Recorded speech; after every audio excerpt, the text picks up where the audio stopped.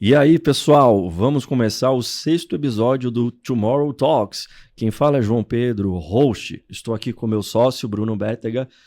Sobre o que falaremos hoje, Bruno? Hoje nós vamos conversar com uma pessoa aqui especial aqui para Tomorrow.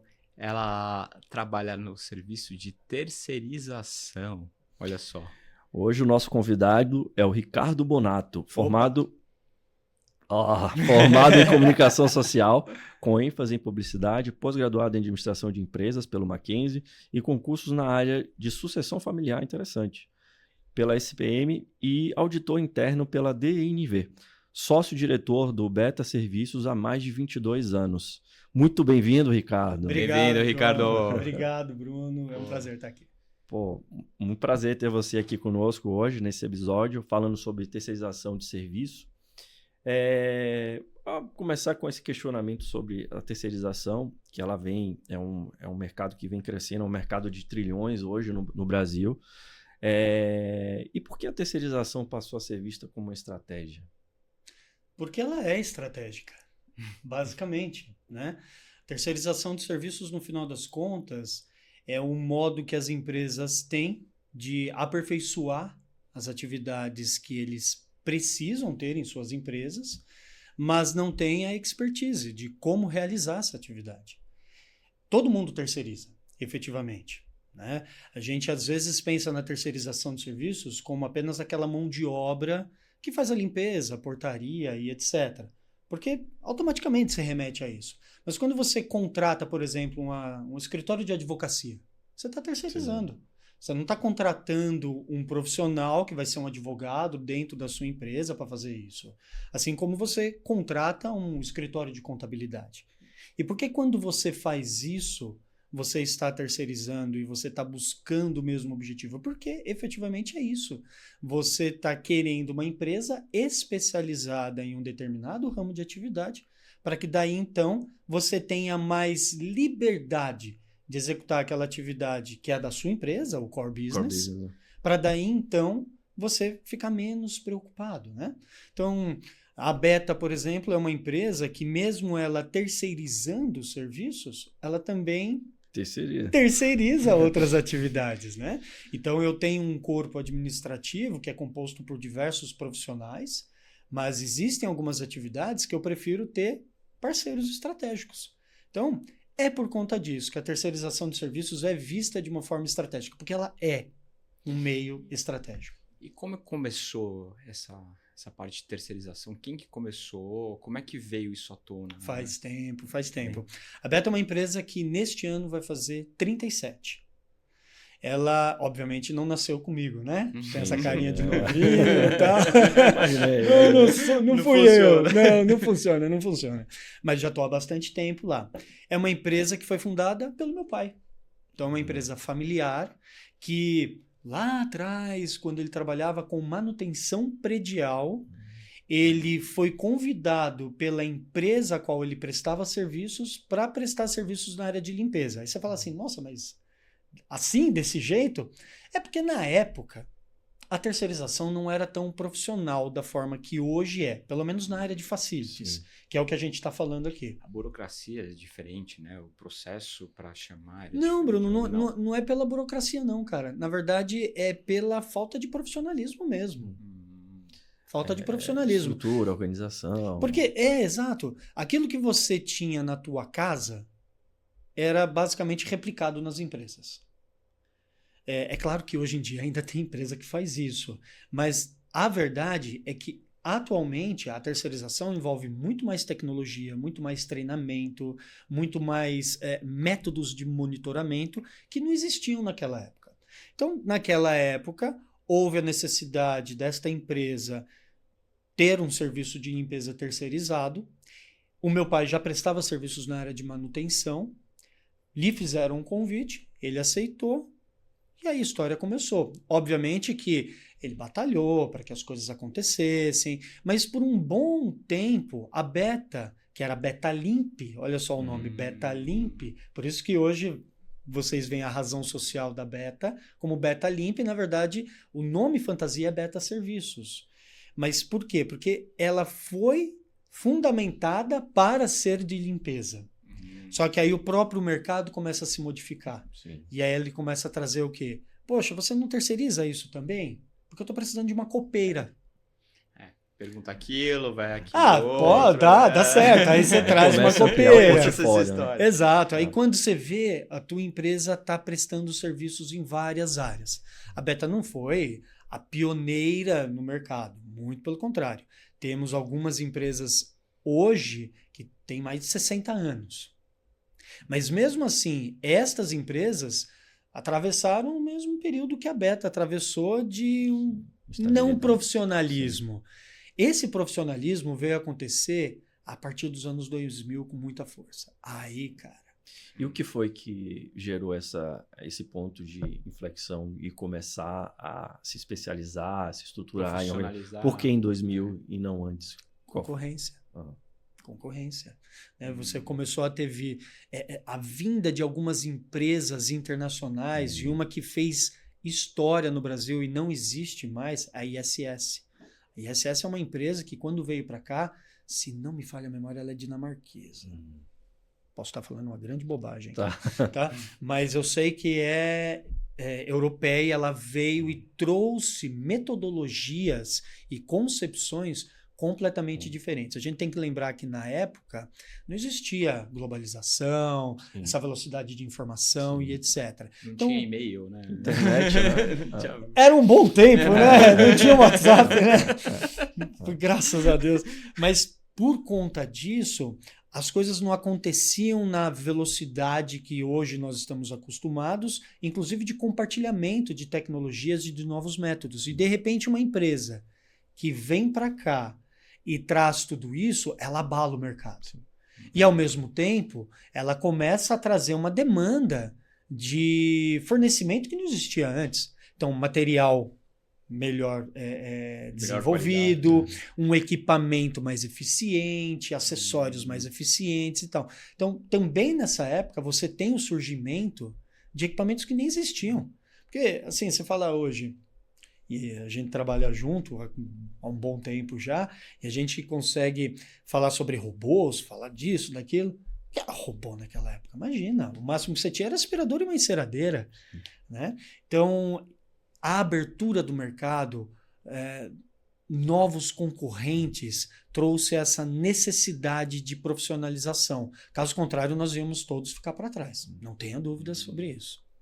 Então foi um bom concorrente, né? Ele ditou novas regras do mercado, novas práticas. Concorrência não é ruim. O que eu acho... Qualificou o mercado. Exato. O que eu acho ruim da concorrência é quando ela é desleal. Desleal.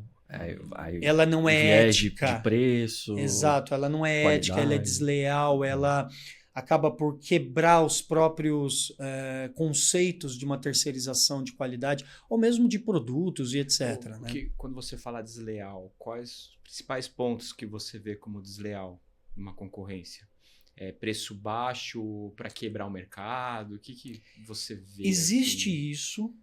Existe isso, mas eu também acredito que tem muita empresa que faz preço baixo é porque ela também não sabe precificar. A gente precisa também entender que tem muita empresa que, por conta da ânsia de se empreender, são abertas rapidamente, mas sem o conhecimento administrativo necessário para a pessoa saber fazer uma planilha de custos. Aí ela não consegue equilibrar custo, qualidade, controle.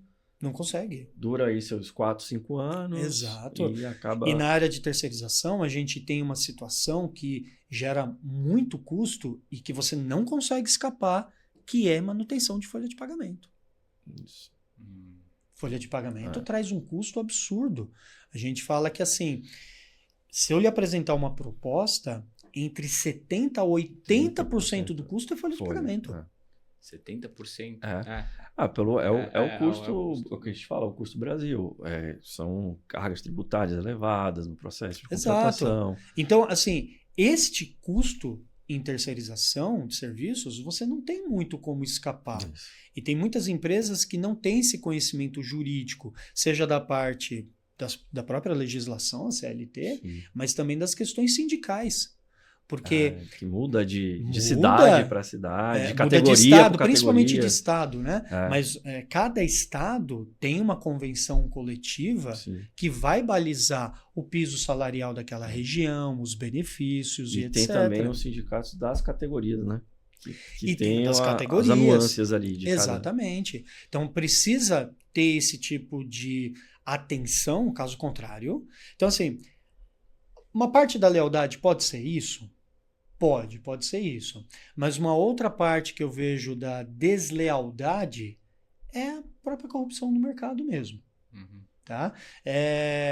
Combinar preço Combinar preço, tá? antecipadamente, Sim. sabe? Cartas O marcadas. comprador não abre Entre comprador, na seara pública, às vezes entre leiloeiros, ou entre um grupo de negócios.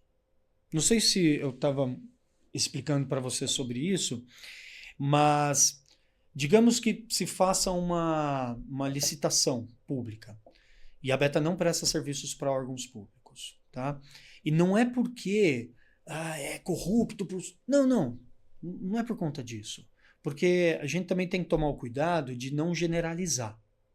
O problema é que a lei de licitação ela é ruim para a contratação de serviços. Por quê? Ela só baliza por conta de preço. Entendi. E aí o que acontece? Serviço, como a gente já está dizendo, 70%, 80% são questões pessoas, valores, que são imutáveis. Porque é uma questão sindical ou de legislação, ou ambos combinados. E aí como é que você muda isso? Como é que você tem um markup de 50% de diferença do primeiro para o segundo lugar, que é o que acontece muito? É impossível, é inexequível. A não ser que você pegue material de má qualidade, contrate... Nem dá, não dá. Fica muito não dá. difícil. Porque mesmo que eu faça Porque isso... o custo de folha vai ser sempre o mesmo, né? O Entre um custo de concorrente e folha outro. sempre será o mesmo. Então você poderia até ter uma diferença, eu estou chutando alto, tá? 10%. Mas não vai ser mais do que isso. É muito difícil. Alguém está fazendo alguma coisa errada. Entende? E aí, o cara ele entra com o preço dele extremamente baixo, não consegue prestar um bom serviço, só que, diferente do que todo mundo pensa, a seara pública tem SLA e rígido, aí não consegue prestar os serviços. E aí o cara vai lá e encerra o contrato. Só que quando encerra o contrato, entra licitação emergencial. E na licitação emergencial, você pode ter carta marcada. Sim. Por quê? Porque eu combino. Digital. Digamos que o preço fosse 5. Aí eu dou 10, você dá 15, você dá 20. Na verdade é 5. Mas o meu preço foi o menor já de 10. E aí quem é que vai ganhar?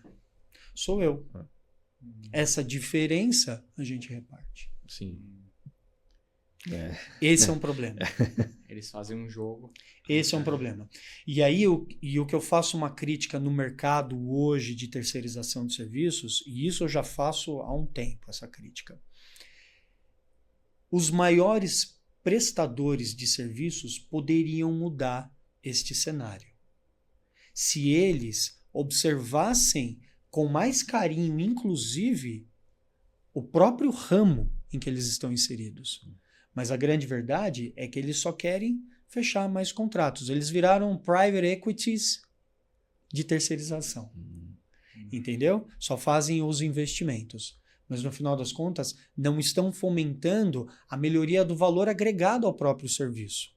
Que é uma coisa que a gente pode até falar depois. Sim. Mas efetivamente, eles poderiam fazer. Porque se eles fazem esse movimento, cara, você tem uma valorização plena da área de terceirização de serviços. Do mercado em si. Do mercado. O mercado em si ia ser olhado com outros olhos. E não da forma que hoje algumas pessoas olham como se fosse commodity. Que não é. Não é uma commodity. É que o mercado que abraça, pela nossa percepção, empresas um pouco maiores, né, de médio porte. Ou você encontra em empresas menores um mercado para atuar? Não, você tem razão. Você tem razão. Não, pequenas empresas não contratam terceirização nessa área que eu estou te falando, tá? Porque fica caro. Fica caro. A conta que o pessoal, no geral, faz, e eu não faço crítica em relação a isso, é a conta que quanto me custa terceirizar e quanto me custa ter este profissional na folha de pagamento. Ele não faz projeções relacionadas a 13º, férias, Sim. treinamento e etc. Até porque, se ele fizer, ainda assim, não vai sair tão caro. Sim. Agora, quando é uma empresa um pouco maior, a estrutura já é diferente, os processos internos são mais dinâmicos, fica complicado. Além de tudo isso, o cara tem que gerenciar a equipe de limpeza, a copeira, a recepcionista, porque são pessoas que, infelizmente, as pessoas ainda não olham da forma que deveriam, mas elas cuidam do bem-estar de quem está trabalhando dentro da empresa. Eu falo para todo mundo, falta o gerente, o pessoal, mas falta a menina do café, cara. A pessoa que faz a limpeza dos Falta a banheiros. menina que faz a limpeza e deixa faltar papel higiênico para ver o que acontece. Juro por Deus, o CEO manda mensagem. Tá faltando papel higiênico. E esse conceito de asset light, né, que a gente vê grandes empresas, principalmente da área de tecnologia hoje, a Airbnb, a Uber, que elas não têm toda a estratégia delas e toda a força de trabalho é movida para o core business. E elas começam a terceirizar absolutamente tudo. Isso acaba até ditando um pouco para o mercado esse conceito de vamos focar no que é estratégico, no que é relevante, no que entrega, no que gera resultado e vamos delegar essas estruturas que não fazem parte, né, desse grupo de atividades estratégicas para empresas terceirizadas. Só que aí a reflexão e a pergunta que eu gostaria de fazer assim, qual o limite desses modelos de sair terceirizando tudo? Até onde dá para terceirizar e não correr risco e manter a cultura do negócio viva, né? Porque quando você tem praticamente 80% do seu negócio terceirizado, os outros 20%, como é que você consegue manter essa cultura do negócio com o terceirizado e o... Eu vou colocar... E a empresa... Quem que veste a camisa, né? Eu fico... Eu vou colocar assim, num ponto sobre cultura e o que cada empresa procura efetivamente com a terceirização de serviços. Se você tem uma empresa como essas que você citou, que ela terceiriza de tudo, na minha concepção, ela efetivamente não está tão preocupada assim com a cultura dela. Eu acho que ela está muito mais preocupada com a viabilidade econômica e melhorar as suas margens de lucro. Porque não raro são empresas também que não fazem uma contratação de uma empresa de terceirização visando qualidade. No geral, visam preço. Então, se vai ter cultura ou não, pouco importa. É indiferente. Agora, uma empresa que terceiriza, mas busca manter um certo nível de qualidade, busca ter primeiro parâmetros técnicos antes de se decidir pelo preço, geralmente é uma empresa que busca melhorar um determinado serviço que é ofertado para os seus pares. Então ela vai terceirizar aquilo que realmente ficaria muito mais complicado dela gerenciar, mas que ela sabe que é importante para o dia a dia do pessoal. A gente passa por isso, às vezes, em receber convites de muitas empresas. Aqui eu não vou ficar falando ramos nem nada disso, porque não vem ao caso. Mas existem ramos de atividade que eu recebo convites, eu faço a proposta por educação. Mas eu não faço visando ganhar. Porque eu sei que eu também não vou ganhar. Justamente por conta dessa cultura. É gente que não adianta eu apresentar uma inovação tecnológica, não adianta eu apresentar a minha carteira de benefícios para o meu pessoal. Pouco importa eles saberem se eu tenho certificado X, Y ou Z.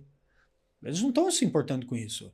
Tanto é que muitas vezes eles me convidam para essa cotação e a única coisa que eles pedem é que eu preencha uma planilha onde tem um custo lá no final. Quando eu recebo esse modelo de negociação, é um modelo de negociação que não se importa em quem vai prestar serviços. E podem reparar que tem alguns locais que você vai que o funcionário que está ali trabalhando, cara, tá meio maltrapilho, tá com uma roupa meio assim, o equipamento tá meio assado. Você fala, meu Deus do céu, até na minha casa eu faço melhor. O culpado também é quem contratou, que também não está observando isso e está se lixando. O que ele quer é melhorar o valor dele. Agora, é diferente de... Aí eu cito um ramo que eu acho que é muito interessante, que faz isso a olhos vistos. Ramos farmacêuticos, de healthcare. Tá? Então, clínicas, farmacêuticas, laboratórios, indústrias químicas. Porque precisa de qualidade, né? Ela precisa de qualidade. E ela também olha... Todo mundo olha lucro, é claro. Você não está numa empresa de caridade, você não está no terceiro setor. Mas ainda assim, você vê nitidamente uma preocupação em primeiro estabelecer um padrão técnico. Você faz toda uma homologação, tem um processo de homologação prévio mesmo, em que você tem que responder vários aspectos, inclusive questões de ESG, que né, são muito importantes.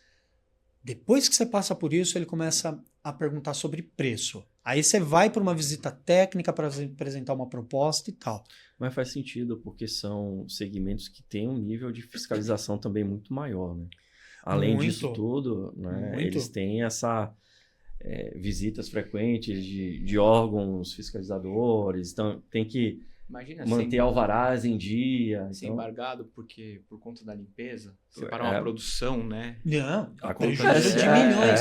Mas eu te digo assim, claro, isso faz sentido, mas é cultural, porque existem farmacêuticas para as quais eu presto serviços que eu não presto serviço na indústria. Eu presto serviço só no escritório corporativo que fica aqui na Zona Sul de São Paulo.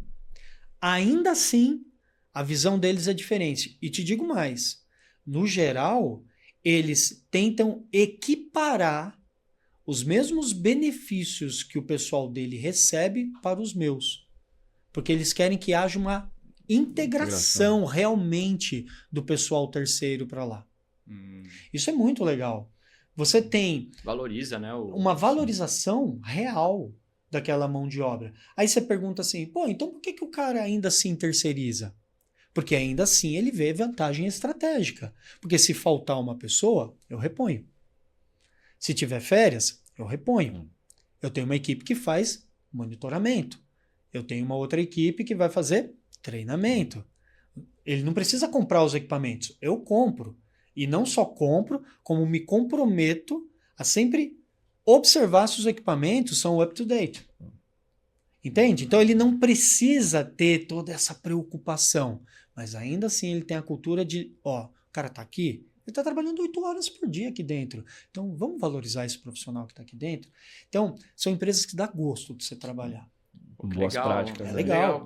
Quando trata bem, né, um terceirizado ainda, que sabe que não é da casa, mas respeitam. Eles devem dar até cesta básica no final do ano. Devem dar. Cara, cesta de Natal. Todas as comemorações, eles participam. Querem que o pessoal participe. Então, você nota assim, rotatividade é praticamente zero. Baixo. Praticamente zero. Se a rotatividade é zero, você tem um profissional que ele vai absorvendo mais e mais a cultura daquele local que ele está trabalhando. Então, ele sabe aonde o calo aperta, como se diz. Então, ele trabalha melhor. Ele entrega melhor. Então, é um ciclo vicioso do bem. Né? Uma coisa boa vai puxando outra. Cria uma conexão com o gerente. Esse aqui gosta das coisas desse jeito, esse aqui gosta... É interessante. Exato. O Ricardo, e como você vê, assim, falando nisso, né, de cultura, de pessoas, como é que você vê nesse mercado de terceirização a gestão de talentos? Como é que vocês enxergam isso? Como é que vocês trabalham isso? É o ponto mais difícil na área de terceirização de serviços. É o mais difícil. Mas é o mais difícil. Porque, assim, a gente está falando de uma mão de obra que ela é a base da pirâmide social brasileira. Então, ela é massacrada todo santo dia. Todo santo dia. que tem os piores salários, as piores condições de moradia, as piores condições de transporte público, os piores dos piores. E aí, uma coisa que me incomoda bastante, me incomoda demais, é quando o cara fala assim, essa rotatividade tá alta porque qualquer R$50 o cara vai embora. Eu falo, meu amigo, senta aqui comigo que o papai vai te explicar uma coisa. Quanto é que você recebe? Certamente você não recebe o mesmo que esse cara recebe. Porque esse cara, hoje, no piso, em São Paulo, que está R$1.717, coloca R$50 em percentual. Coloca R$50 em percentual. Coloca R$100 em percentual. Para ver se essa pessoa não vai. Melhor, se fosse você, você não iria? Agora, pensa o seguinte. Você é uma senhora que trabalha por este valor.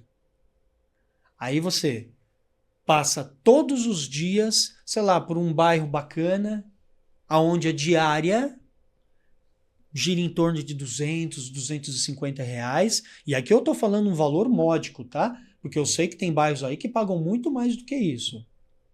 Ou seja, em 10 dias, apenas 10 dias de trabalho, ela tá fazendo um salário que é basicamente 50% a mais do piso sem desconto. Sem desconto. Você não iria? Pois é, meu brother. Então, antes de falar besteira, tenta ter um pouco de empatia em relação a essas pessoas que estão trabalhando. Porque no final das contas, é uma pessoa que, além de receber isso, ela vai estar limpando banheiro. E além da humilhação que às vezes algumas pessoas fazem. E às vezes ainda tem que passar por cada desaforo. Síndrome do pequeno poder ali. Eu sou. Cara, tem muito isso. Não é só isso. É falta de educação, às vezes. Porque a gente também tem a tendência de achar que ser humano que trabalha em grande empresa é educado por consequência. É culturalmente elevado por consequência. Mentira. A gente que trabalha na área de facilities vê cada coisa, meu, que eu nem sei se eu posso falar aqui, mas efetivamente, de você entrar num banheiro de uma empresa multinacional e você fala, meu, isso é banheiro de rodoviária. Juro por Deus. E aí você fala assim, aí a moça que recebe este valor tem que ir lá e limpar tudo, a caca que alguém fez porque estava bravo e quis descontar no banheiro. Então, vamos pensar de uma forma mais empática antes de dizer isso e tentar trabalhar de uma outra forma?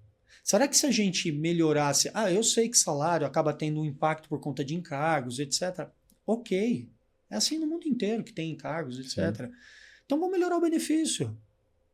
Não dá para a gente melhorar aqui um benefício? Sei lá, um vale alimentação, colocar algo melhor. Será que essa pessoa não vai enxergar maior valor? Porque você sabe, muitas dessas pessoas, ela não trabalha também como diarista pelo fato de que recebe mais. Mas porque recebe tanta pancada no dia a dia, que ela fala, tudo bem, então eu prefiro me submeter a ser uma diarista, indo em vários locais diferentes, do que ficar me submetendo a isso. Só que aí, de repente, você entra com uma política diferente, com um benefício diferente, dando treinamento, reconhecendo. Olha só, às vezes a gente faz um treinamento para a pessoa, sei lá, técnicas de limpeza, técnicas de copa, comportamento e dá um certificado para a pessoa. Por uma pessoa, valor, cara... Isso não é demagogia, meu querido. Isso não é demagogia. Isso é reconhecer que por uma pessoa que às vezes ela não conseguiu nem fechar um ensino médio, esse certificado pode ser a abertura para um outro voo dela ali na frente. Oportunidade. Que para você é irrelevante, mas para ela é muito relevante, porque ela é uma auxiliar de limpeza. Se ela conseguir, por meio desse certificado, de repente virar uma líder, quer dizer, um salário melhor e etc., sim, você já está melhorando a situação. Então, essa questão que você me coloca me pega particularmente, porque há um discurso meio que unânime no mercado, mas toda vez que eu vejo isso eu falo, cara, que falta de parar e pensar e olhar para aquele cara que está trabalhando e falar assim, mas esse cara come um pão que eu não como. Que é o pão que o diabo amassou com o rabo. E eu não como isso. Descansa carregando pedra, né? descansa carregando pedra. Gostei disso, mas é isso mesmo. É isso mesmo. É o então. mínimo de empatia, né? Você tem que ter empatia, cara. E aí, quando você vê essas relações, né, das empresas, dos contratantes, né? Como você enxerga como as principais responsabilidades dos contratantes, né? Empresas que contratam os serviços de facility. Você diz quando elas vão no mercado para contratar. Quais são as responsabilidades que elas têm que ter pós-contrato? Cara, eu acho assim, ó. O básico tem que ser feito, que é peça primeiro a documentação. A empresa tem que estar idônea. Tá? Peça toda a documentação, certidões negativas e etc. Tem muita gente boa no mercado. Tem muito picareta. Mas eu tenho certeza que no mercado de vocês também tem muita gente boa e tem muito picareta, não tem? Basta você abrir o Instagram aí, o YouTube, você é bombardeado. Que promete um monte, não entrega nada, mas porque é fácil de você enganar. Ainda mais com mídia social hoje. Mídia social, cara, é maravilhoso para você enganar as pessoas. Então, assim, vá primeiro nas redes oficiais para obter as certidões negativas. Obteve? Legal. Peça referências. Porque eu falo para todo mundo assim, eu não consigo tirar do meu bolso uma auxiliar de limpeza de amostra, entendeu? Você quer saber como é que é a limpeza? Eu tiro uma aqui, aí ela começa a limpar. Você fala, caraca, maravilhoso. É um Pokémon, né? Nossa, vai lá! Faça a portaria! Eu tenho isso. Como eu não tenho isso, você tem que acreditar no meu discurso. Se eu for um cara bom de lábia, é mais fácil de se acreditar. Se você for um cara mais ou menos, é mais difícil. Só que você não pode ficar refém se o cara falar bem ou não, se ele tem uma boa didática ou não. Entende? Você tem que ir para as referências. Então você escute. Legal. Faça perguntas técnicas para ver se a pessoa realmente conhece. Legal. Mas depois peça, você tem as suas referências? Você tem como passar algumas empresas para eu conversar com essas pessoas? Visitar. Eu posso visitar esses clientes para ver se realmente é isso? Posso, tá? Tem gente que gagueja nessa hora. Tenho certeza absoluta. Eu acho que estes dois aspectos são importantíssimos antes de você falar de preço. Mas mesmo quando você for falar de preço, que é um terceiro aspecto que eu acho que é muito importante. Então, o primeiro deles, certidões, todas em dia, referências. Porque é isso, digamos que é o salvo-conduto para você falar assim, tá, eu tô seguro para pedir custo. Certo? Entendi. Tô seguro para pedir custo. Pedir o custo, cara, não aceite custo fechado. Terceirização tem que abrir o custo. Tem que abrir o custo. Você tem que saber exatamente o que o cara tá cobrando. O que é o custo fechado? Custo fechado é ele falar assim, serviço de limpeza é 10 mil. sem olhar o local, sem olhar nada. É 10 mil, mas como qual você salário, chegou? Benefício, Qual o onde salário? é que tá? Qual que é o benefício? Sim. Exatamente. Sabe por quê? Porque assim, tem uma outra falácia no mercado. Isso é uma questão que o pessoal, principalmente multinacional, está querendo emplacar aqui. Mas, meu amigo, não vai emplacar, porque a legislação brasileira é diferente da legislação. A realidade é diferente. Não dá nem para comparar. Não dá, é diferente. Aqui, você tem uma coisa chamada de corresponsabilidade.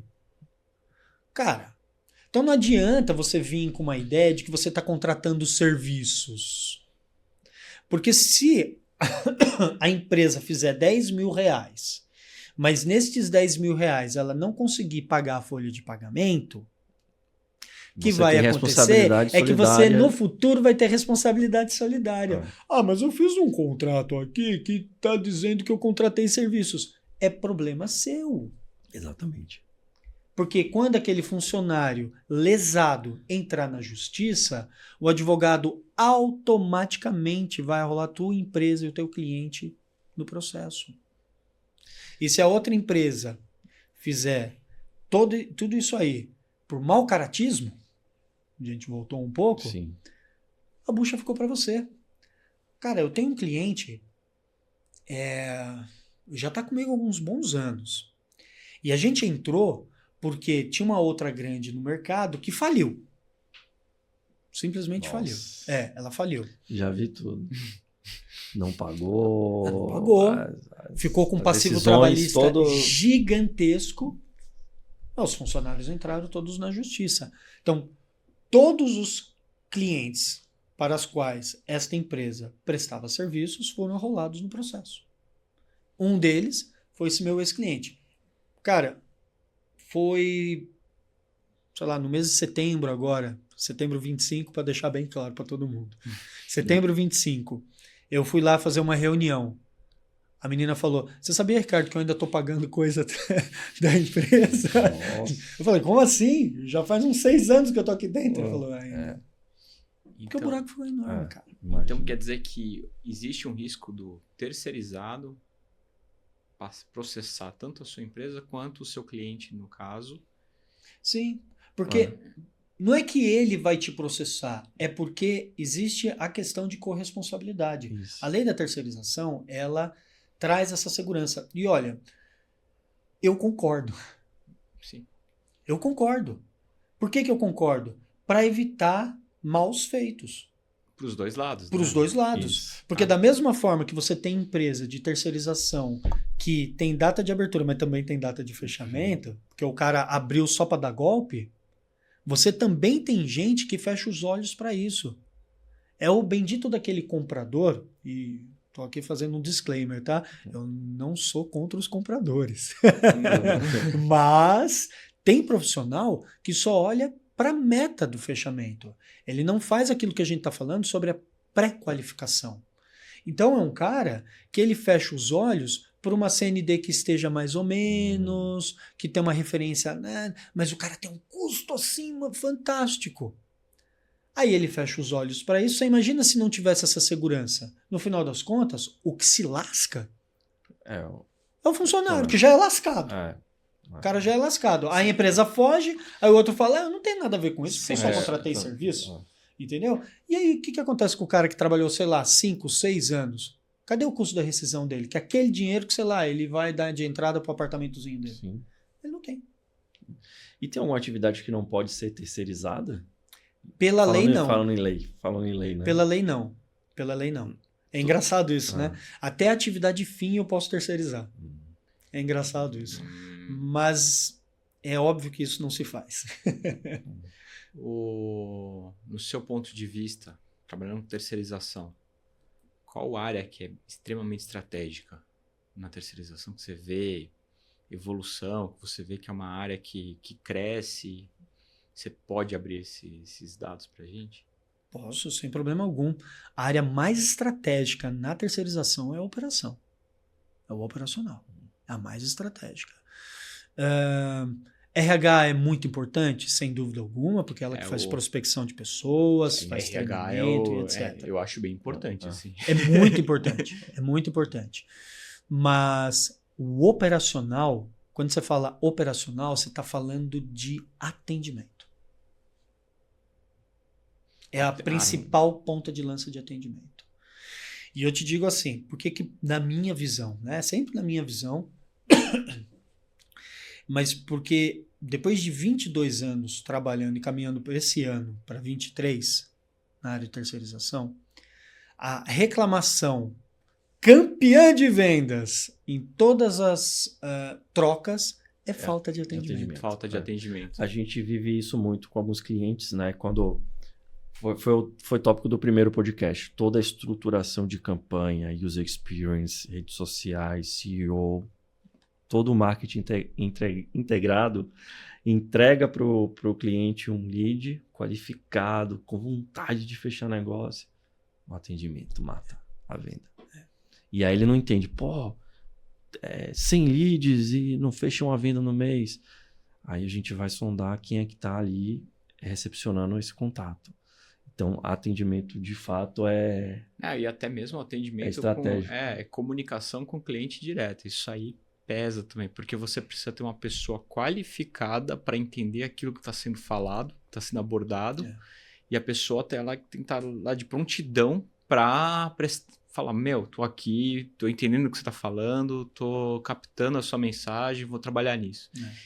É difícil. É difícil. Não é. E o atendimento, ele não envolve só técnica, que é importante. Sim. Existem profissionais extremamente técnicos e experientes na área de terceirização de serviços, mas que não se dariam bem nessa relação com o cliente. Porque você não pode ser reativo. Você tem que ser uma pessoa muito mais compreensiva com as dores do seu cliente. A gente falou de empatia com o funcionário, mas você também tem que ter empatia com o seu cliente. E muita. Porque no final das contas, com raras exceções, no geral, o cara com quem você fala não é o dono do negócio. Ele só é mais uma pessoa que também é cobrada por resultados. Então, ele é colocado ali para dar um resultado.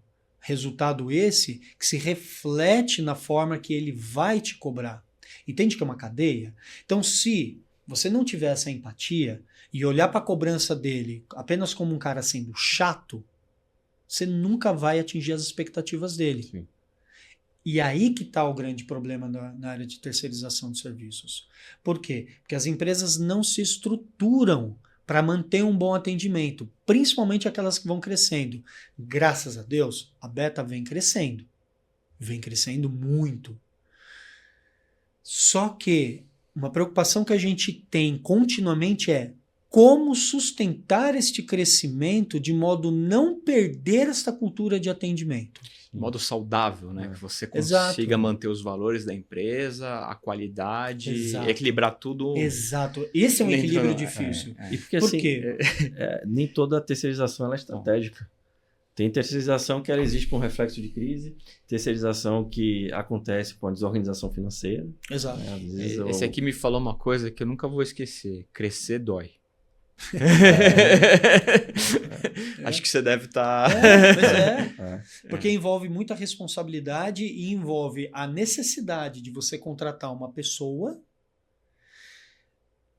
que não sabe nada da tua empresa. Nada. Mas você precisa contratar essa pessoa. Então, como fazer com que ela entre na tua empresa e rapidamente absorva toda essa cultura? Para que ela esteja atuando da mesma forma que você atua no seu dia a dia. Porque isso é fundamental para a manutenção da qualidade do teu atendimento ou não. Porque, claro, você pode falar assim, mas o preço não é importante? É importante, mas o preço está atrelado ao crescimento. Se você fizer um preço ruim também, ele não cresce. Então, não é secundário, mas efetivamente não é prioritário.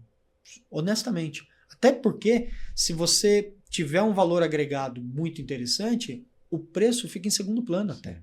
A depender da sua referência, a depender do que você vai entregar. Acho que a gente nem fala preço, né? É o valor da empresa, né?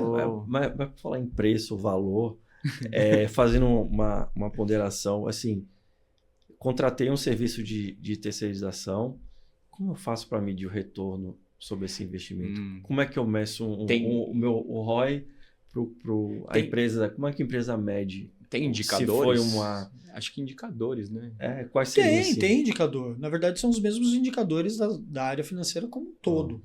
Tá? São os mesmos indicadores. As diferenças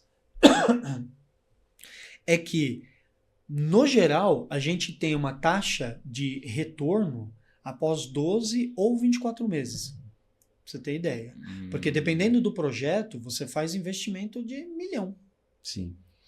O risco é alto. Não tá tão ruim. O risco é alto. O risco é alto, mas não tá a terceirização, ela tem uma vantagem, eu acho que é uma grande vantagem da terceirização, se você souber trabalhar bem, né?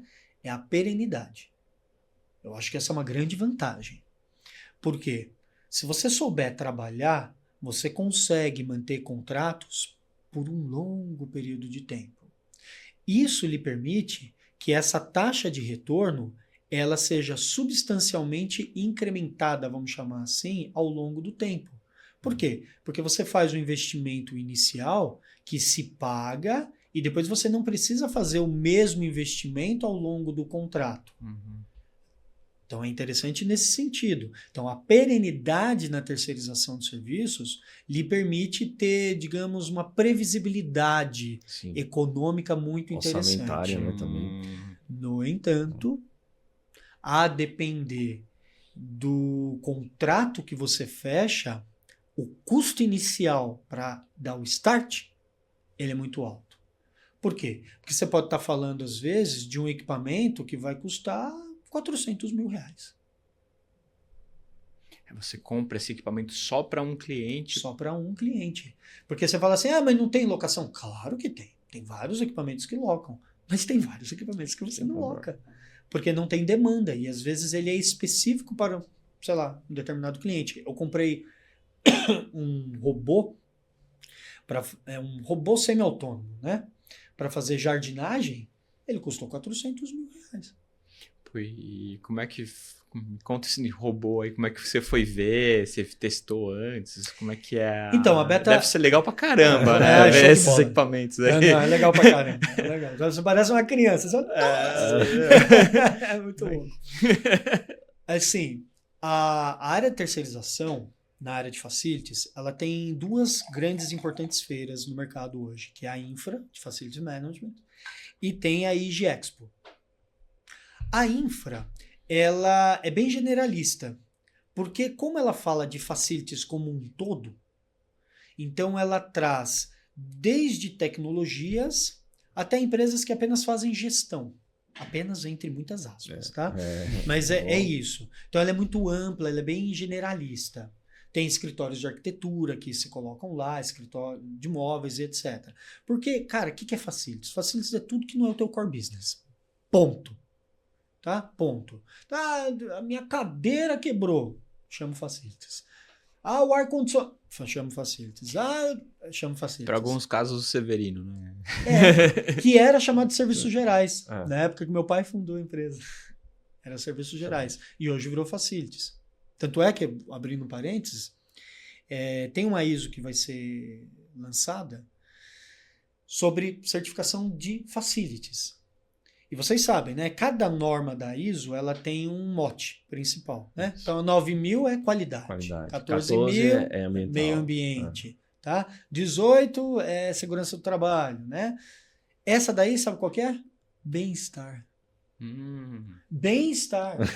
Que é coisa mais subjetiva da vida do que bem-estar? Como é que você mede o bem-estar? Bem-estar são os KPIs para medir. Mas por que isso, cara? Porque você tá aqui, ó, dentro dessa sala e você estar bem. Você tá confortável, com uma luz confortável, com uma mesa que é legal e tal. Toda essa infraestrutura, desde a limpeza até toda a técnica que tá aqui, é facilities. Então, a feira de facilities é assim. E tem a outra feira, que é a IG Expo. A IG Expo é mais voltada realmente para a área de limpeza. Não só, mas muito para a área de limpeza. Então, o que é legal? Lá você tem a apresentação de grandes novas tecnologias. Qual que é o problema dela? Ela acontece de 2 em 2 anos. E muita coisa acontece nesses 2 anos. Sim. Então a Beta ela faz hoje a sua própria feira, mas é muito entre aspas, tá? Não é uma feira. Na verdade, a gente faz um workshop com os nossos fornecedores. Então a gente chama os nossos principais os nossos principais fornecedores com a meta deles apresentarem as novidades que eles estão lançando no mercado.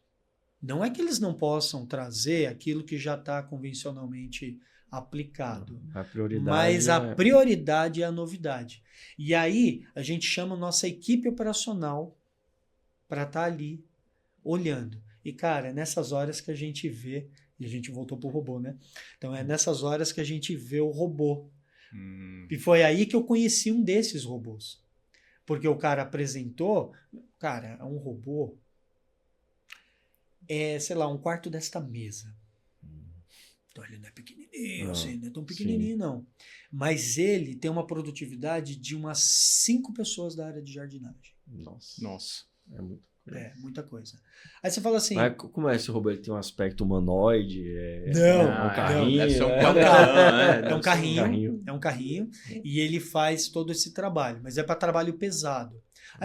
E aí, pode ser um contrassenso, né? Eu estar falando isso e alguns minutos atrás eu ter falado sobre valorização de mão de obra pessoas, e etc. e tal. Eu entendo que a tecnologia, ela sim pode tirar alguns postos de serviço. Mas ao mesmo tempo... Vai repor de outra forma. Você repõe de outra forma. Você pode conseguir trabalhar numa valorização daquele profissional para coisas que o robô não vai fazer. E tem muita coisa que o robô não vai fazer. Não adianta. Não tem como. Tem muitos detalhes que é a mão de obra. E, inclusive, assim, imagina, por exemplo, você está numa rodovia. Tem todo aquele canteiro central, gigantesco, para fazer. Sol a pino, e você tem que fazer, até por conta de segurança da via. Você vai colocar um robô. Porque se você colocar mais pessoas, você, inclusive, está prejudicando o próprio trabalho delas. Tá no sol, tá trabalhando ali, não tem local para o cara ir no banheiro, nem para tomar uma água direita. É insalubre o ambiente, né? É muito insalubre. Então, existem situações que eles são muito bem-vindos. E tem outras situações que é melhor o funcionário mesmo. E quais são esses setores, né, falando de tecnologia, que você enxerga que estão mais em alta, assim, mais adeptos a abraçar, né? Falou a parte de jardinagem, tem outros setores que a parte de automação, inteligência artificial... Que possam abraçar a essa área de terceirização. Cara, na verdade, assim, toda área tem um potencial. O que vai definir o que você vai colocar é expectativa do cliente, nível de investimento, por que não? Sim. Tá? Tá falando de um investimento alto em ativo aí, né? alto, tá? E efetiva necessidade, tá? Porque você fala assim, pô, tem um robô maravilhoso, não sei o quê, qual que é o teu jardim? Ah, tem esses 200 metros quadrados aqui. É óbvio que você não vai colocar um robô para 200 metros quadrados. Eu tô falando de um robô que eu coloquei lá, tem mais de 15 mil metros quadrados da área de jardim. Então, claro que ele vai fazer uma grande diferença. E tem alguém que controla o robô? Nesse Voltei um caso, pouco tem. o assunto, Nesse mas caso tem. tem uma pessoa que controla... Mas tem robô autônomo. Ah, tá. Mas nesse caso é uma pessoa que fica alocado na empresa ou ela Fica fica na alocado. casa... Não, fica alocado lá. na Programa Fica ali a máquina e... Não, ele controla ele mesmo. opera. Ele opera esse robô. Por isso que eu falo que ele é tá. semi-autônomo. Semi-autônomo. Ele acaba trabalhando muito bem, mas alguém tem que estar ali olhando. Agora, você tem robô 100% autônomo. Ah, tá. Tem. Vai, né? E de qualquer forma, essa pessoa que está trabalhando controlando o robô, ela deve ter um salário maior do que porque ela teve que fazer um treinamento, deve ter um nível de qualificação maior. Sim, qualificação maior, sim. Né? Até porque uma hora ou outra esse robô tem que ser reabastecido, esse robô tem que ser limpo. Manutenção, né?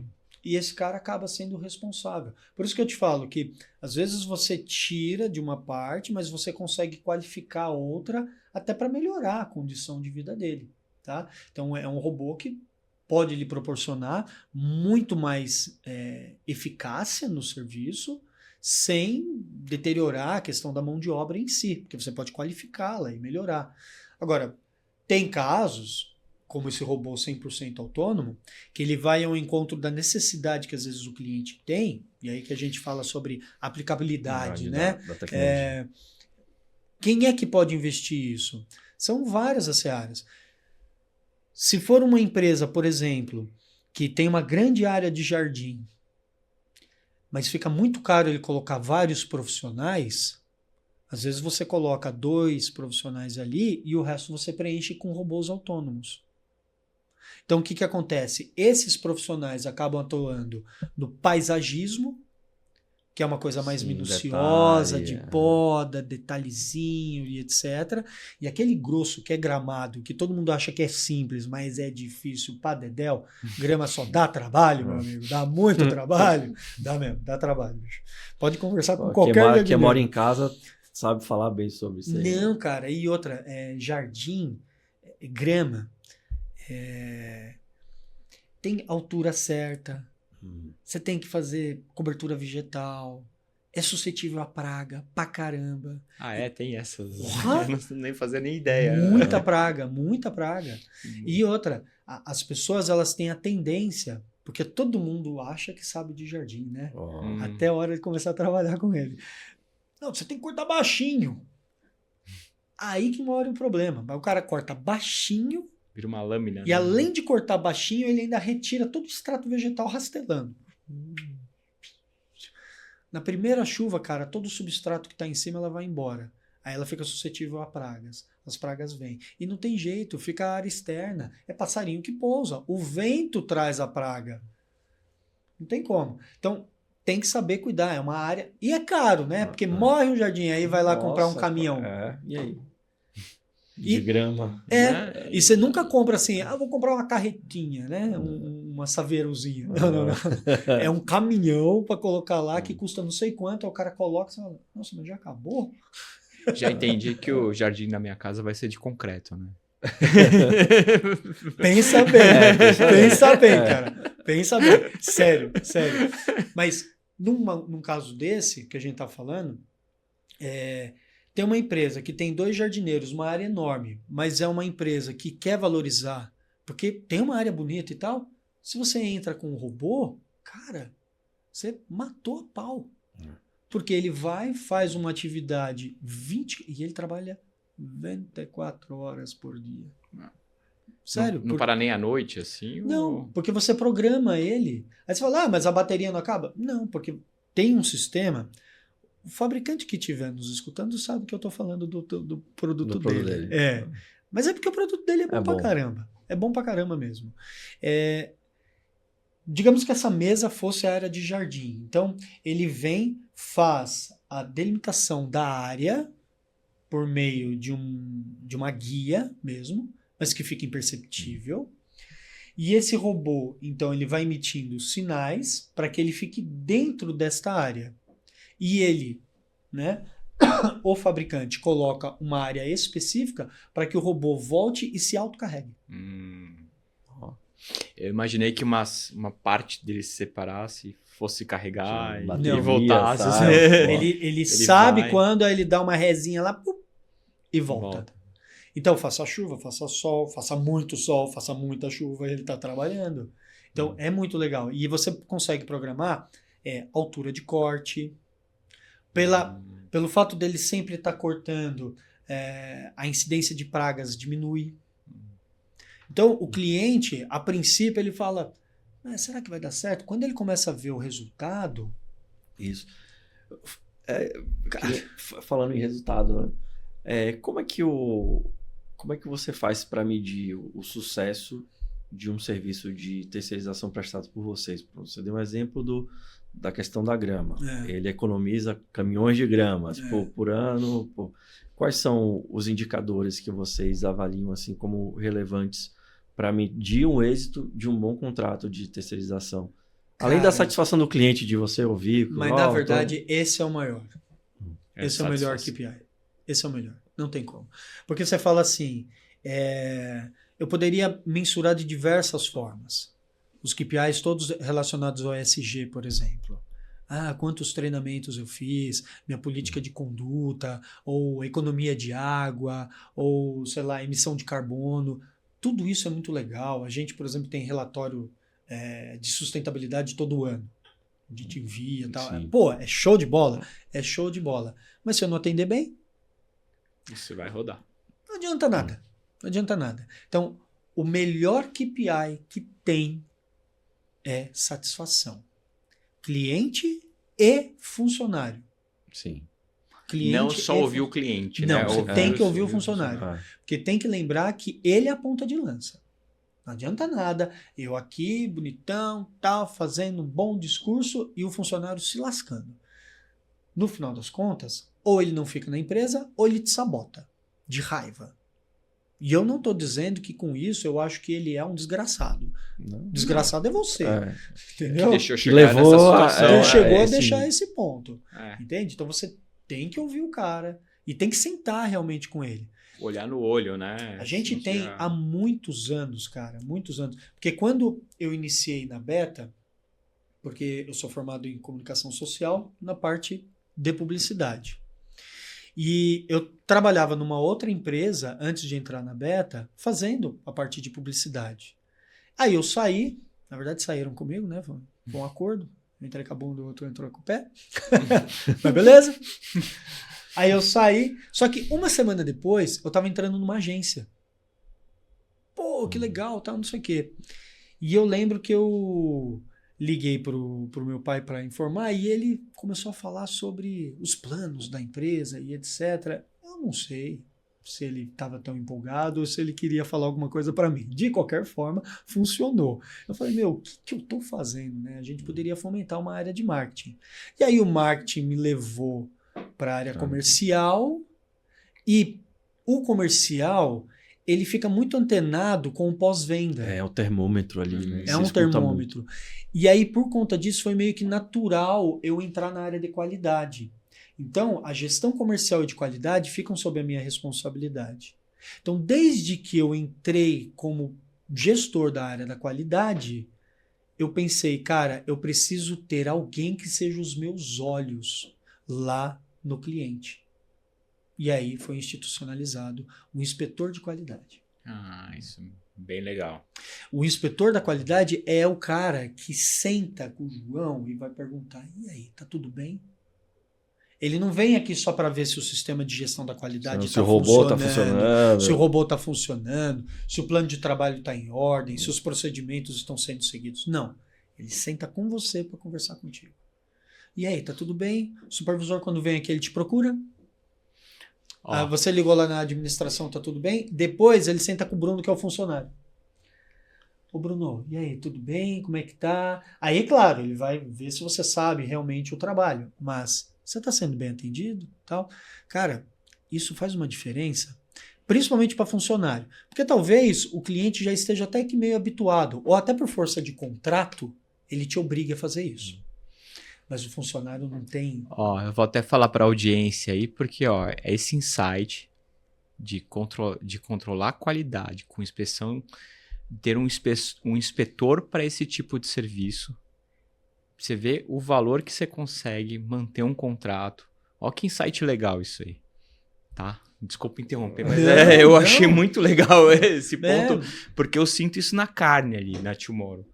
É um ponto que você pega uma pessoa, coloca lá, ela não está em contato com nenhum funcionário, não está em contato com ninguém.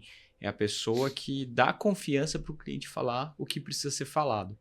Porque às vezes o cliente não quer falar diretamente para um funcionário, que ele não vai falar para você. Exato. Não vai chegar informação. Exato. Agora o inspetor vai ouvir e vai ouvir bem assim. Exato.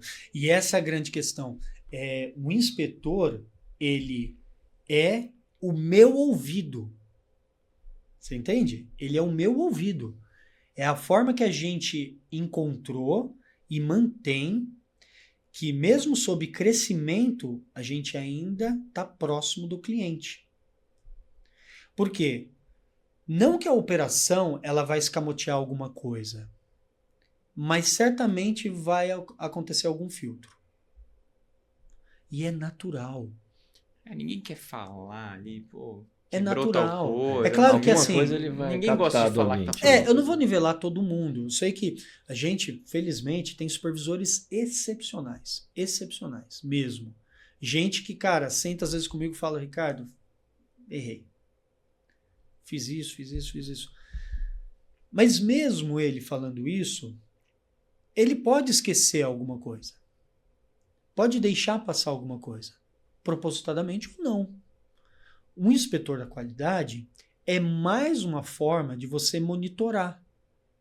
Porque ele vai lá e verifica se aquele que foi contratado para monitorar também está monitorando bem. Você entende?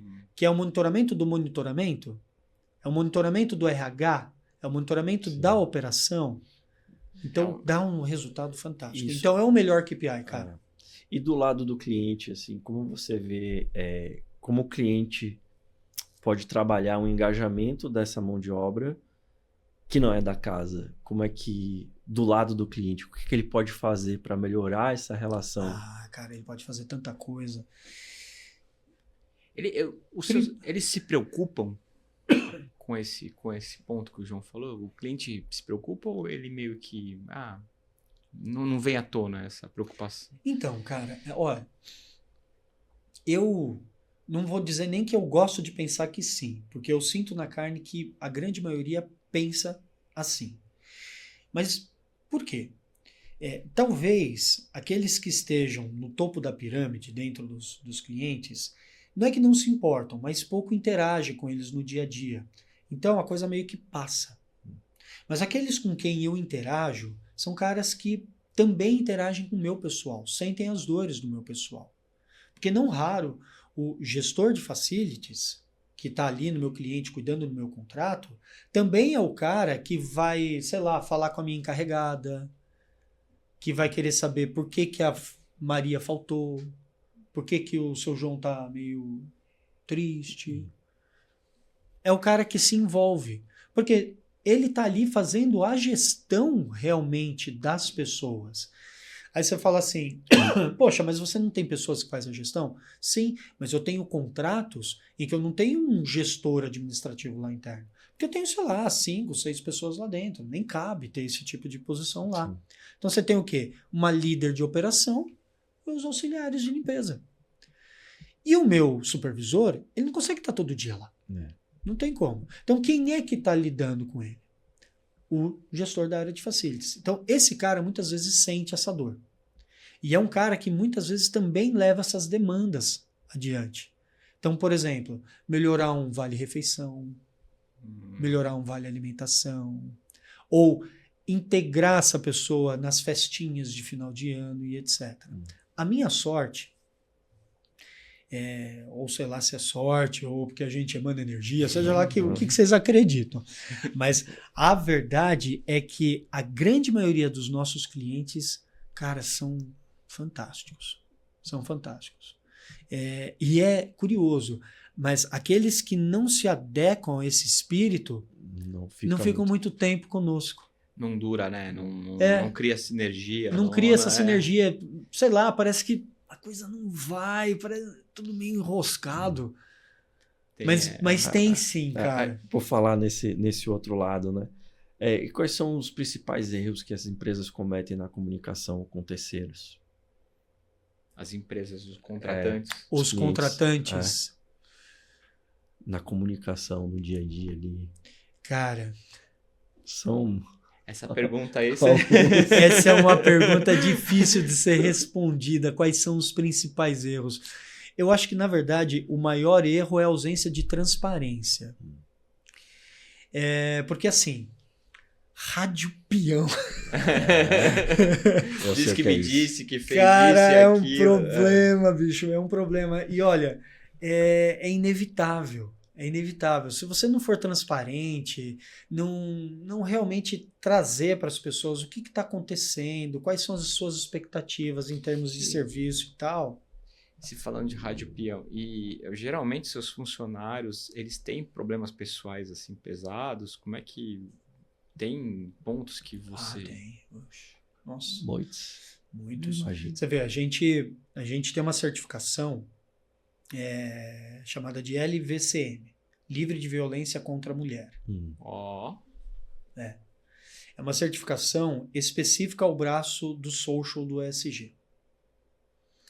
Essa certificação foi nos dada porque a gente possui ferramentas que permitem dar suporte às mulheres que eventualmente sofreram algum tipo de violência, não somente a física, mas verbal ou psicológica. O corpo operacional da Beta é composto por mais ou menos uns 80% de mulheres. E a gente vive num país extremamente misógino.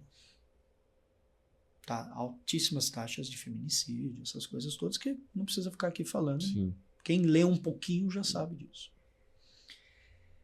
E a gente está falando, de novo, sobre o aspecto social mais vulnerável. Então não tenham dúvidas de que existem muitos problemas que essas mulheres passam e que muitas vezes não conseguem ter um canal efetivo para se colocar ou buscar ajuda e etc. Às vezes até de ser ouvida, né? Ser ouvida. Por medo. Né? Por vergonha. medo. Então, a gente, depois que fez isso, começou a receber alguns relatos de problemas que uma tinha aqui, outra ali. E aí você cria um suporte para, sei lá, buscar ajuda. Porque, tudo bem, você como empresa não tem poder de polícia, mas você pode indicar os caminhos. Você pode ajudá-la. Né? A gente já há algum tempo tem um programa de apoio psicológico dentro da empresa. Ah, que legal isso. Já. E foi ótimo, porque houve a resolução da NR1, onde é obrigatório agora. Né? Mas isso a gente já tinha. Então a gente falou, que bom.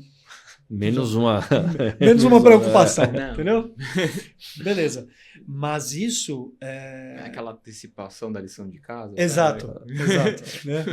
Professor, raras vezes na vida eu já fiz uma. Isso que eu já tinha feito. E aí, a gente percebe que, cara, tem muitos problemas que eles trazem. Muitos problemas. Às vezes você fala assim... Por isso que eu falo da empatia, né? Isso é muito importante. De você não julgar logo de início porque o cara faltou ou ele atrasou. Por que ele faltou? Por que ele atrasou? Às vezes, aconteceu isso porque a pessoa, sei lá, tá com um problema de chegar porque o transporte público para chegar na casa dela é uma porcaria. E aí, se você faz, às vezes, quando você nota isso, você faz a transferência dessa pessoa para um outro posto, pronto, resolveu o problema dela, resolveu a vida, e para ela é muito gratificante. Muito gratificante. E, assim, você trabalha com a base, né? De certa forma. Você tem problema com esse pessoal com aposta e tudo mais? Tem, comportamentos, cara. Né? Assim, tem. Que prejudicam, orientação. Não tem uma orientação para fazer tal coisa? E como isso reflete no seu negócio? Então... Que você faz alguma coisa para ajudar? Como é que é esse... A gente tem feito campanhas internas, inclusive o Tomorrow tem ajudado a gente bastante nisso. Por isso que eu sei disso, mas eu acho que é importante tocar nesse assunto, porque é um problema nacional. Isso é um problema nacional, tá?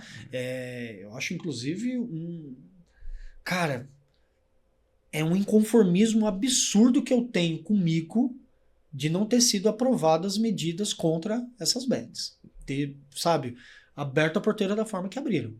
Porque o sindicato laboral tem feito uma campanha muito forte, nível nacional, de conscientização, mostrando os números. Cara, o aumento de suicídio aumentou exponencialmente. De pessoas que já não tinham nada e perderam um pouco que conseguiram. E aí a gente está falando de todos os níveis sociais. Só que quando o cara ele é rico, pouco importa.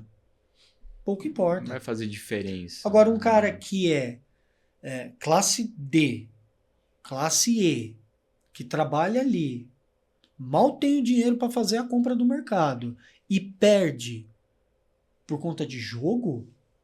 Então a gente tem feito sim campanha, tem envolvido o CIEMACO, que é o Sindicato Laboral, para que eles nos ajudem com palestras e campanhas e apoio também. Então parte desse apoio que a gente tem psicológico também está relacionado a isso. Então você tem problema, cara, procure. Porque isso tem solução. Porque o jogo, em alguns casos, é uma patologia, um vício, né? Que a pessoa adquire ali, não tem limite. A pessoa tem uma família, levar dinheiro para casa e vai lá coloca, e aposta. Coloca se 50 reais os pais que 100, são idosos. 200, perde 300 e assim, a troco de nada. Assim.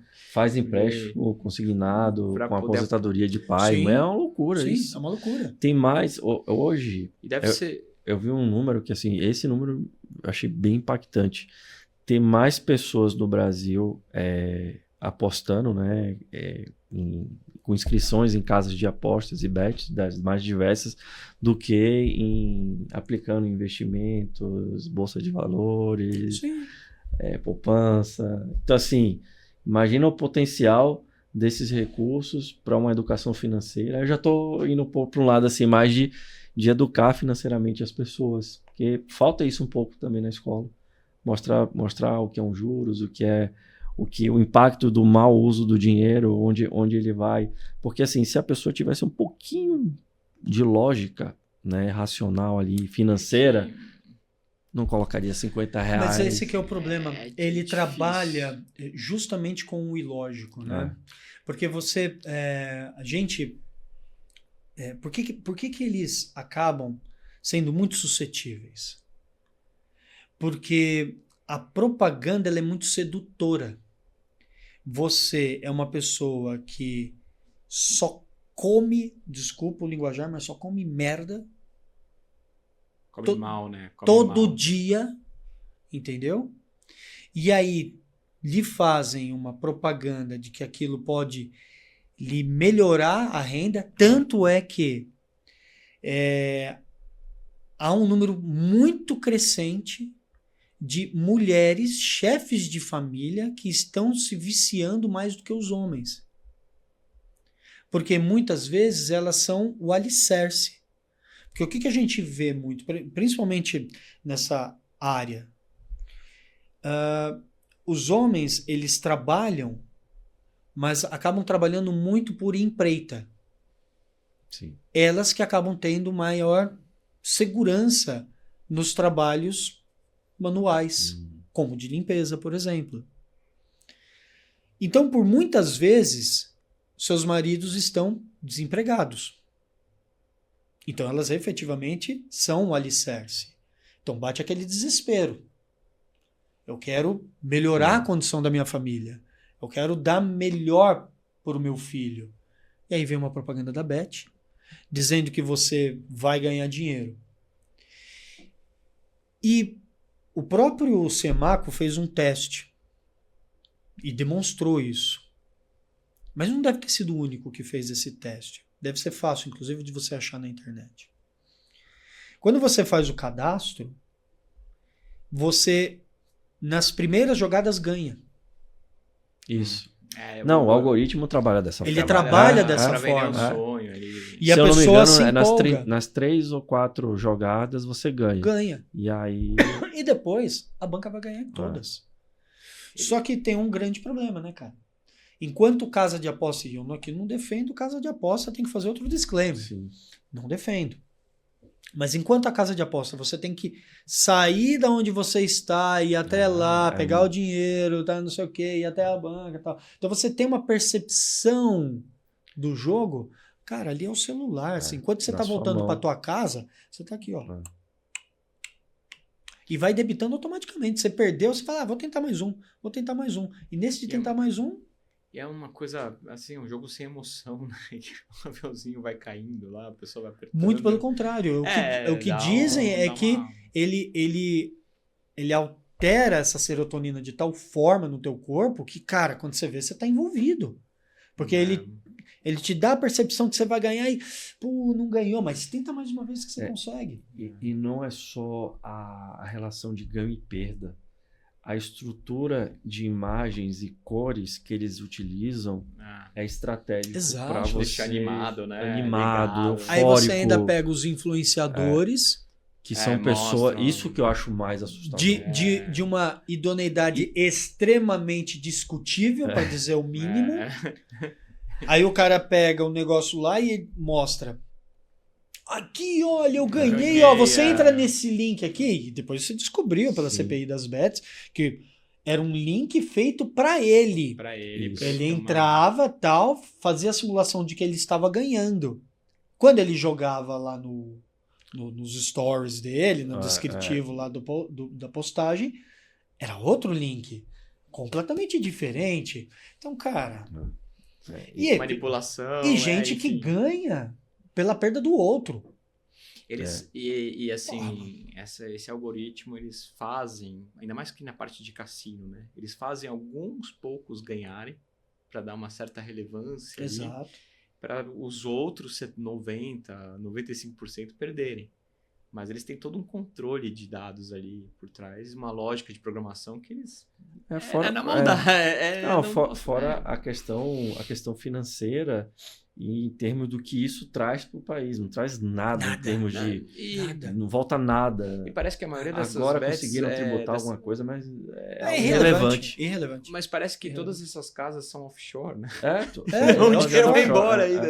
É offshore, não entra nada aqui. Ele destrói a economia popular a ponto do governo ter que entrar com uma medida de que dinheiro de programas sociais não podem ser apostados, porque o governo, no final das contas, estava injetando dinheiro para a própria Bet, de uma forma indireta, mas estava fazendo isso. Fomentando indiretamente. Exatamente. Então, o cara tem que tomar uma medida dessa, porque senão quebra a economia.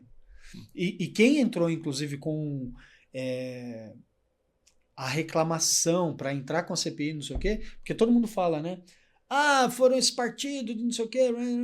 Não, foi a FEComércio. Porque... Foi a FEComércio que entrou. Por que ela entrou? Porque estava perdendo venda. Público. Você tira dinheiro de circulação do mercado. Então, assim, e é um mercado que, por menor que seja o poder aquisitivo, mais gira a economia. Ele compra. E gira então, muito. É um volume alto. Só você entrar em qualquer periferia. Tu vai, sei lá, para Pirituba, vai para qualquer periferia. Entra. Porque às vezes a gente fica muito centrado assim, é a economia do shopping. Não. A economia que gira mesmo é na periferia. Quando você entra lá, é o cabeleireiro que recebeu menos. Isso. É aquela vendinha que tá vendendo aquelas coisinhas do dia a dia ali, aquela bomboniere, a lojinha etc. de roupa. A lojinha de roupa. Que vende capa de celular. E aí, cara, não tem dinheiro. Por quê? Porque o cara se endividou no jogo. E fica... O banco ganha com isso, né?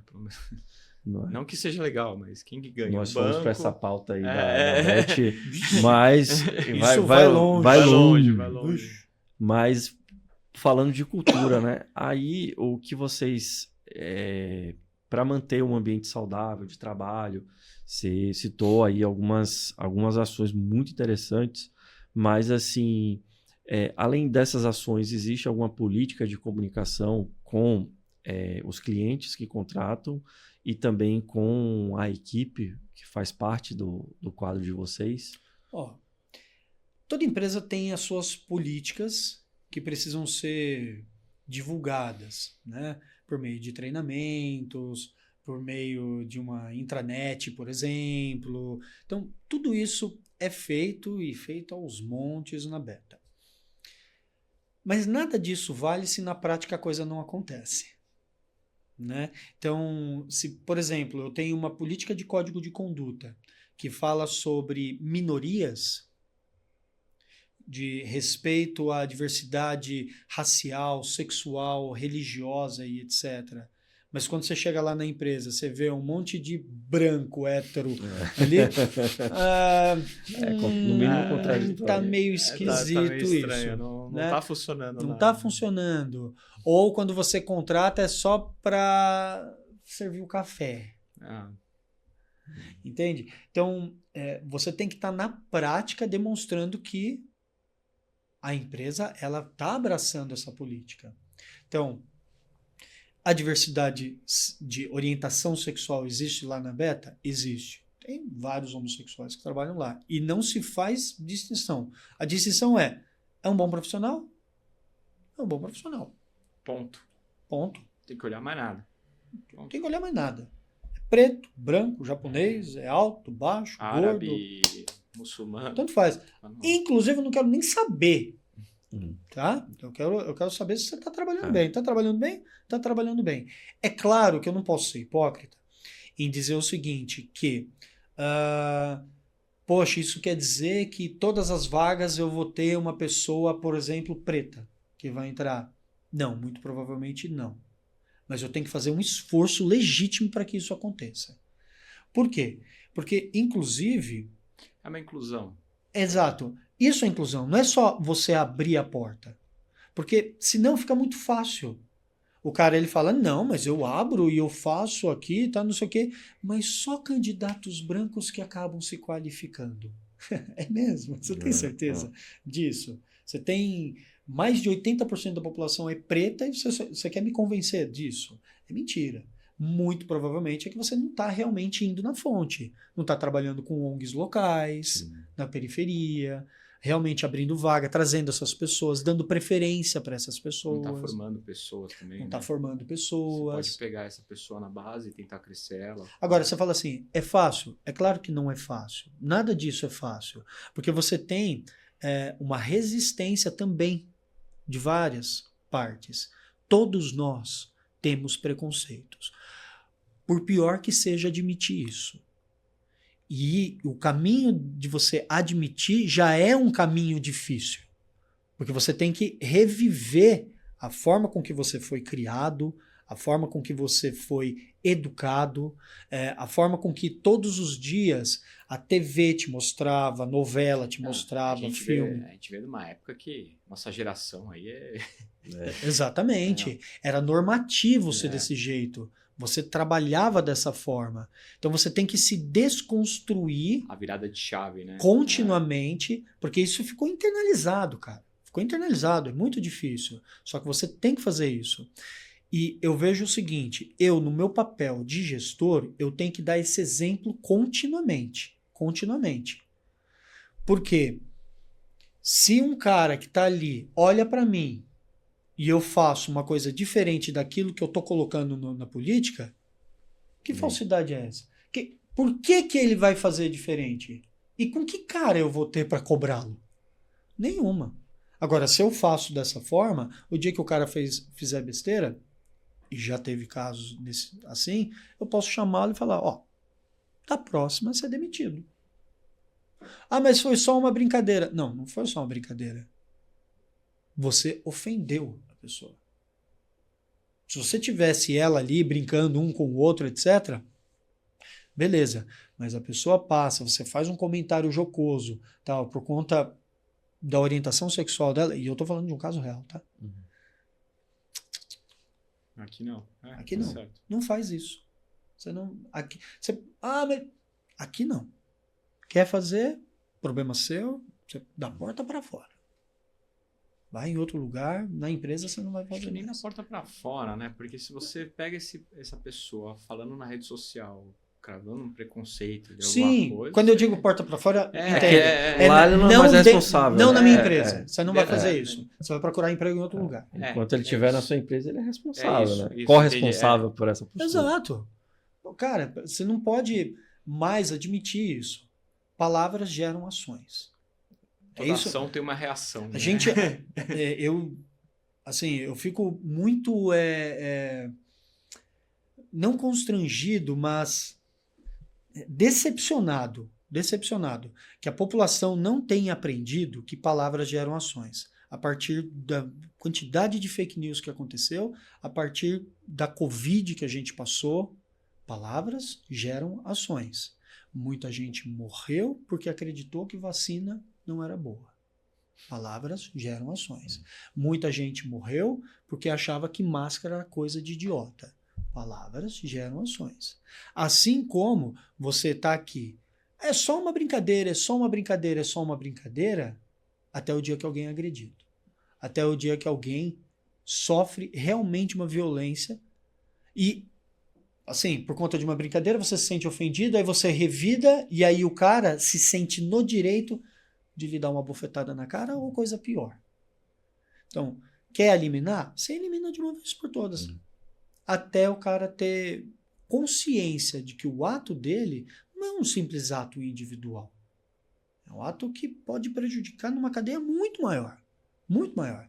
Então, e infelizmente, cara, assim, eu vejo que isso é uma crítica que eu faço também. Muitos dos nossos clientes têm políticas para inglês ver. Sim, tem um compliance ali, recebe denúncia e nada é feito. Nada é feito. Há um corporativismo muito forte. Isso me incomoda.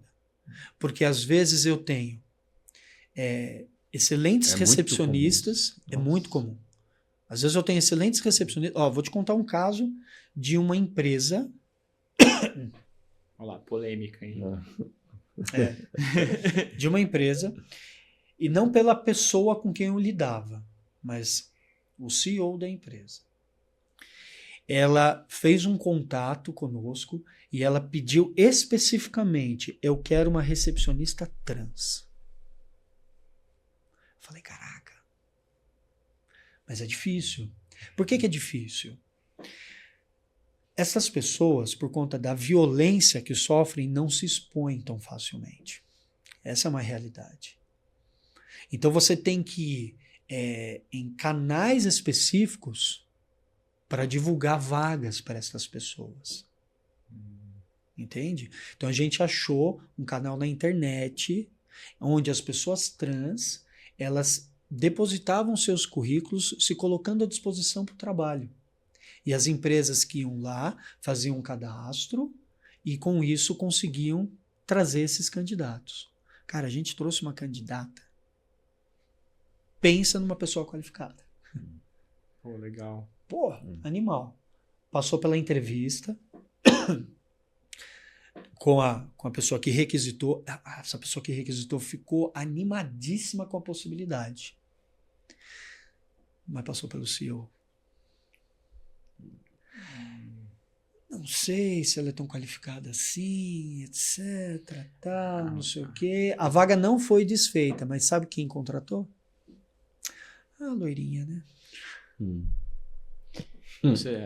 A pessoa falava inglês, alemão, espanhol, não sei o quê. E às vezes... Não sei se está tão qualificado. E às vezes é uma empresa que se vende como uma empresa de diversidade, que respeita, né? Acabou Empresa de comunicação, É. tá? Que a princípio, quando você fala de comunicação, o que você pensa? Você pensa uma na empresa que tem um mais viés aberto. mente aberta, ela é mais É, progressista e etc. isso. Não é tão Mais fechada, não aberta tão a mudanças conservadora. Tal. comportamentais. Não, mas a empresa pode até ser assim, mas as mentes que estão ali não são. Complicado. E infelizmente você ainda vê isso. Então você chega lá na empresa, nossa, tem uma política maravilhosa. Quantas e quantas vezes eu chego lá na empresa, nossa, aquelas políticas, tal, você entra no site, aquele neném no colo da mãe, e você fala, caralho, O manifesto da coisa empresa. fala linda, sobre, né? Quando você olha assim, só branco. Dá até um episódio do South Park ali, né? Que mexe com isso. Direto. Entende? Aí você fala assim, se fosse só uma, não, mas são várias. São várias que são assim. Então, aí, quando, por exemplo, o Magazine Luiza, e aqui eu falo mesmo, porque, cara, é um case maravilhoso. Né? Quando o Magazine Luiza ela abre um programa de trainee, onde só preto pode entrar, as pessoas criticam. Mas por que você está criticando, cara? Você faria isso? Não. Por quê? Ah, porque você tem que dar oportunidade para os outros. Que outros? Aqueles que sempre tiveram oportunidade? Aquele que vem Difícil. com a faculdade no não sei aonde, que estudou num colégio particular, aquela Exato. pessoa. É esse cara que você quer dar oportunidade? Aquele que, cara, nasceu na oportunidade? Porque se você nasce branco hétero e branco preto, branco hétero já tem. Um passo na... Primeiro que ele nunca vai ser parado pela polícia. Eu tenho funcionário preto que ele falava, puta, Ricardo, quando eu chego perto da minha casa eu tenho que abaixar o vidro. Eu nunca tive esse problema. Exato. Nós não tivemos. Dói, cara. Dói. Porque você dói. Você ouve isso, você fala, tá que pariu. Não tem como você não pensar nisso. Você fala, eu poderia ter saído do mesmo lugar. Ele saiu atrás. Só por causa disso. Ele é automaticamente suspeito. Porra, mano, como assim? Eu me conformo com isso. O assunto tava Muito bom. o assunto tá muito bom. Mas Ricardo, segue aí. Fala onde a gente encontra você nas redes sociais, deixa eu nos canais. Deixa eu até falar, queria agradecer a presença do Ricardo aqui. Imagina. Tá? Com Porque, certeza. Infelizmente, acabou dando o horário aqui da nossa conversa. Render mais, hein? Eu falei que eu falo acho muito. Eu acho que gera um outro podcast aí, futuro aí, pra gente fazer novamente. Sobre temas inclusivos. Pode ser no muito mercado legal. de trabalho. Pode ser muito legal. A gente pode até chamar mais alguém, né, para esse assunto, Sim. porque dá uma junção legal, uma liga legal. Eu já até estou pensando numa pessoa aqui. Bom, mas, Ricardo, agora, muito obrigado de verdade por você ter vindo Imagina, aqui. cara. Eu Muito que obrigado agradeço o pelo convite tempo, a de vocês. disposição. Agora me fala um pouco de você, quem é você, onde que a gente encontra a Beta, me fala um pouco dessa sua frente aí. Eu sei que você falou bastante da Beta, mas... Cara, eu tenho muito orgulho da Beta. muito orgulho da Beta, porque a área de terceirização de serviços é uma área difícil, talvez vocês já tenham percebido isso, existem vários desafios que precisam ser superados no dia a dia, mas eu tenho muito orgulho dela porque ela é uma empresa que é bem respeitada no mercado. E eu acho que integridade e transparência são pilares fundamentais para qualquer negócio de qualquer tamanho. E a gente procura ser muito íntegro naquilo que a gente se propõe a fazer e muito transparente em tudo. E você pode ter certeza que isso também é reflexo dessa cultura que nasceu, felizmente, com o meu pai e que também conseguiu passar isso para mim. Se eu me coloco de uma forma tão veemente nessas questões sociais, porque elas me incomodam dessa forma, é porque há algo em mim que diz o seguinte, que eu, como empresário, não preciso seguir o mesmo status quo que o mercado diz que preciso seguir.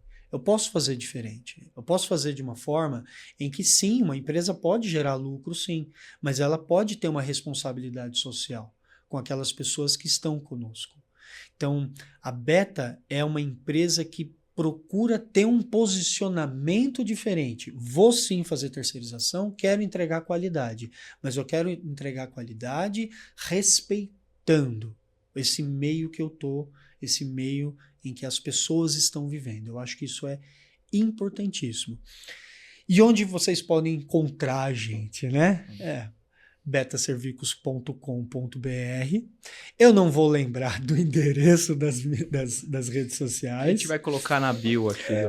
Porque isso eu realmente não lembro. Mas pode encontrar no Facebook, pode encontrar no Instagram, pode encontrar também no LinkedIn. Inclusive, tem um perfil meu lá. Quem acaba cuidando realmente são vocês aqui. E gosto muito desse trabalho. Enfim, e óbvio, né? Quer fazer um contato conosco? Os telefones estão ali. Se ligar, vão ser muito bem atendidos. Vai ser um prazer.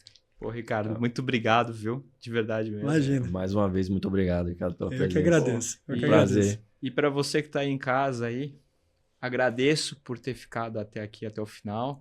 Agradeço. Por favor, dá uma curtida, compartilha, mostra para a família esse vídeo. Pode compartilhar, não tem custo nenhum para fazer isso. O assunto é de qualidade e eu espero você no próximo capítulo, tá bom? Beleza? Obrigado, pessoal. Valeu, Boa pessoal. noite. Valeu.